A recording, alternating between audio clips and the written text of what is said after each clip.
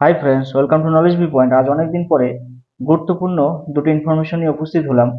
GDS to postman mail guard, সেই সঙ্গে MTS এর যে LDC exam, departmental promotional exam 2025-এর নোটিফিকেশন অলরেডি এসে গেছে, বাট এর ফাইনাল নোটিফিকেশনটা কবে আসবে সেটা নিয়ে আজকে আমরা আলোচনা করব। আর 2025-এর এক্সামের উপর একটা গুরুত্বপূর্ণ ডিমান্ড আছে, সেটা হলো যে সার্ভিস ইয়ার, সেই সার্ভিস ইয়ারে 1 বছরের জন্য অন্তত রিল্যাক্সেশন দেওয়া হোক।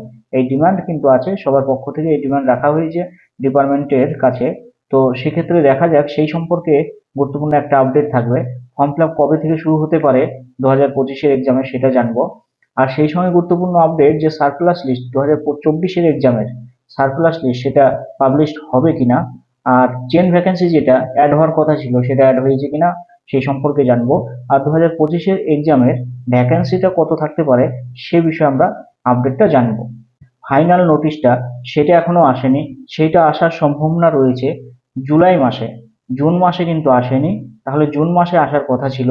তাহলে জুন মাসে যেহেতু আসেনি, তাহলে সেটা কিন্তু এখন জুলাই মাসে আসার সম্ভাবনা রয়েছে। এবার জুলাই মাসে কবে আসবে সেটা কিন্তু সেকেন্ড হাফে আসবে, ফার্স্ট হাফে নোটিফিকেশনটা জুলাই মাসে আসার সম্ভাবনা নেই। সবার পক্ষ থেকে সার্ভিস ইয়ার এর উপর একটা রিল্যাক্সেশন রাখার যে ডিমান্ড সেটা রাখা হয়েছে ডিপার্টমেন্টের কাছে, যে 1 বছর অন্তত 2024-এর এক্সামে যেরকম ছাড় দেওয়া হয়েছিল ছিল ঠিক সেরকমই 2025-এর এক্সামে অন্তত ওয়ান টাইম আর একবারের জন্য অন্তত ছাড় দেওয়া হবে, এরকম কিন্তু ডিমান্ডটা আছে। এর উপরেই কিন্তু ফাইনাল নোটিশটা আসা একটা যে বিলম্বিত হওয়ার যে বিষয় সেটা কিন্তু ডিপেন্ড করছে।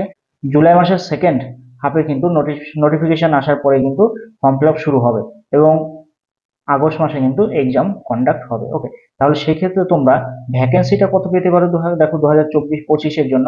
তোমরা অনেকেই বলতে পারো বা ভাবতে 2024-এ এক্সাম হয়ে যাওয়ার পরে তারপর হয়তো 2025-এ কোনো ভ্যাকেন্সি নাই বা ভ্যাকেন্সি থাকছে না। এমটিএস দের এদের জন্য কিন্তু প্রচুর ভ্যাকেন্সি রয়েছে। 2025-এও কিন্তু একটা হিউজ ভ্যাকেন্সি ক্রিয়েট হয়েছে, তোমরা এটা ধরে নাও ভালো একটা ভ্যাকেন্সি থাকবে। আর পোস্টম্যান মেল গার্ড এদের জন্য তো প্রচুর ভ্যাকেন্সি অলরেডি আছে, সে 2100-এর উপরে ভ্যাকেন্সি থেকেই গেছে। পোস্টম্যান মেল গার্ড এদের জন্য কিন্তু সে 2500-এর মতো একটা ভ্যাকেন্সির কাছাকাছি আপডেট থাকছে। সারপ্লাস লিস্ট 2024-এ যারা এক্সাম দিয়েছিল, হ্যাঁ, ফার্স্ট লিস্টে যাদের হয়নি, সেকেন্ডলি বা সার্কুলার লিস্ট, এটা কিন্তু আসছে, এটা কিন্তু কনফার্ম যে বেরোবে, পাবলিশ হবে সার্কুলার লিস্ট। ওকে, তো সার্কুলার লিস্ট এটা কবে পাবলিশ হবে বা সেকেন্ড লিস্টটা কবে আসবে এর উপর গুরুত্বপূর্ণ একটা ভিডিও আপডেট কনফার্ম ভাবে আমি দেবো।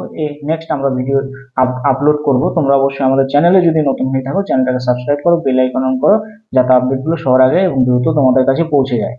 চেন ভ্যাকেন্সি সেকেন্ড লিস্টে অ্যাড হওয়ার কথা রয়েছে 114টা। এই 114টা চেন ভ্যাকেন্সি হিসেবে অ্যাড হয়ে কিন্তু সেকেন্ড লিস্ট বা সার্কুলার লিস্ট বেরোবে।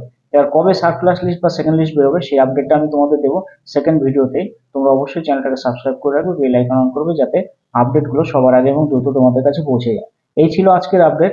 জুন মাস তো পার হলো, জুলাই মাসে মিডিলের দিকে কিন্তু আসার সম্ভাবনা রয়েছে বা সেকেন্ড হাফে, এবং ফর্ম ফিল আপ দ্রুত শুরু হয়ে যাবে নোটিফিকেশন আসার পরে, এবং আগস্ট মাসে এক্সাম হচ্ছে।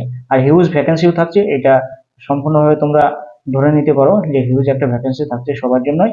অতএব তোমাদের প্রিপারেশন তোমরা শুরু করো। ভালো থেকো, সুস্থ থেকো। আজকের আলোচনা এই পর্যন্তই। জয় হিন্দ, বন্দে মাতরম, ভারত মাতা কি জয়।